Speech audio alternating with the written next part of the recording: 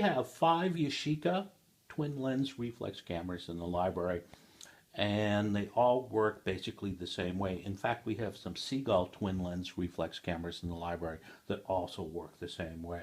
We have a Yashica LM, which was made in the late 50s, a Yashica 24, which was originally made for 220 film, but also accepts 120 film, and we have two Yashica Mat 124 G cameras. People love the Yashica Mat G.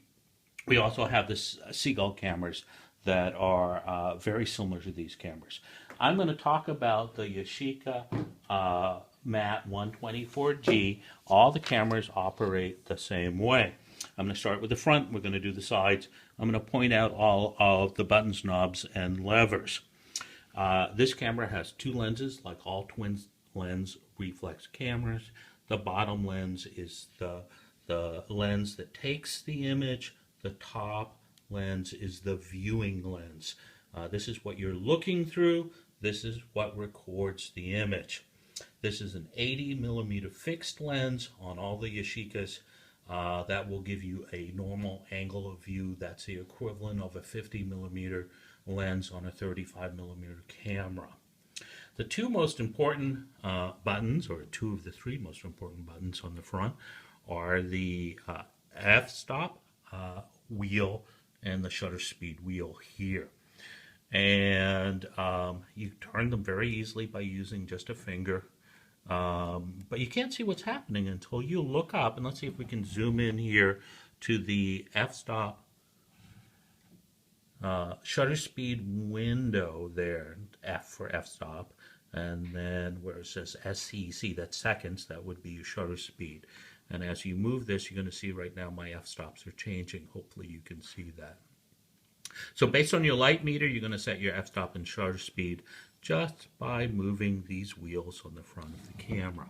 The next most important button, of course, is the shutter release button. This is what you press to take a picture. You can also screw a cable release into this. This button has a nifty little feature, which is a lock. The L stands for lock. You can see the red L right there. And if you move this switch over to the L, that means press this as many times as you want and nothing will happen. You've locked the shutter release. You can't take a picture by accident, which is handy, especially when you have your camera in a camera bag. Couple other important buttons on the front. This is a self-timer. Sometimes that's useful. Sometimes it causes problems. It causes problems, believe it or not. This is a quirk of this camera. And let's see if we can zoom in here. We have an X and an M, and those are flash modes. The X stands for electronic flash, like we would use today. But once upon a time, cameras also used flash bulbs, and that would be the M. This is glued down. This lever cannot be moved on this particular camera, cannot be moved to the M or the flash bulb mode. And for a number of reasons, one, we don't use flash bulbs anymore, but also, if this gets moved to the M by accident, and then you push down the self-timer, there's a good chance you're going to jam the shutter and break the camera. This, by the way, if you are using electronic flash, this is where you plug in your PC or sync cord. Let's turn it over to the side. We'll start with this side. This is the focus knob right here. Some twin lens reflex cameras have a focus knob on each side of the camera. The Yashicas only have them on one side. As I move this, I'm going to move the lens in or out to focus. And there's a depth of field scale at the top. This is the battery compartment. That's something we can ignore.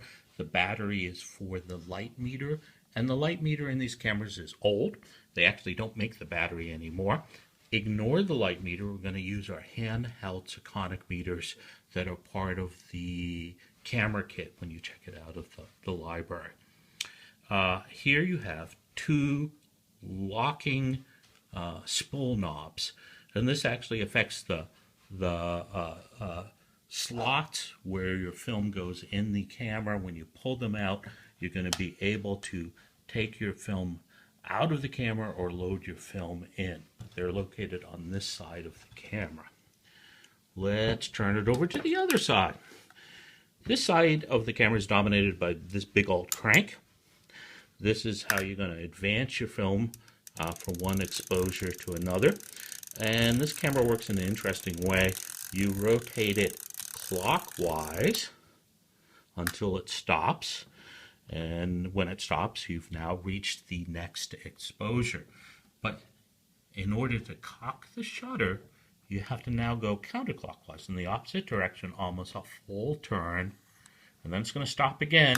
Now your shutter's cocked, and you'll be able to press this button and take a picture. Let's see if we can hear it. The other thing that you have located on this side is the frame counter, which will tell you whether you're taking your first, second, third, or 12th picture. And depending upon how you set the pressure plate in the back of the camera, whether you set it to accept 120 film, which will give you 12 exposures, or 220 film, which will give you 24, it's going to tell you right there so you remember what sort of film you have in the camera. Now, if we flip it over to the back, there's nothing on the back. That's pretty easy.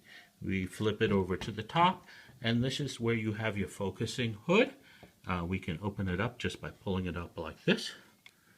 And you're going to have ground glass down there. This particular camera has a grid that makes it a little bit easier for you to line up the horizon line.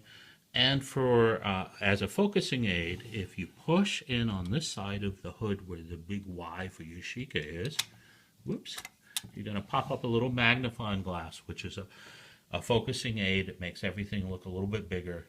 Everything, it helps you focus the camera. That's the bottom line. When you get the camera, everything will be closed up. To close it up, you have to close up the focusing aid first, and then just close down the hood. This is the light meter. Again, ignore it. With these cameras in the library, the light meters are no longer functional. Let's look at the bottom of the camera. This is kind of hard. You need good fingernails to move this. You're going to push it towards the O to open it and the C to close it. Let's see if we can open it up. There's a different video for loading film that starts with opening the camera. We're going to end with me popping the back open, and then you can watch the next video for loading the film. So here we go. I've pushed the wheel towards the O in the direction of the O, and you can see the back just slides open very easily.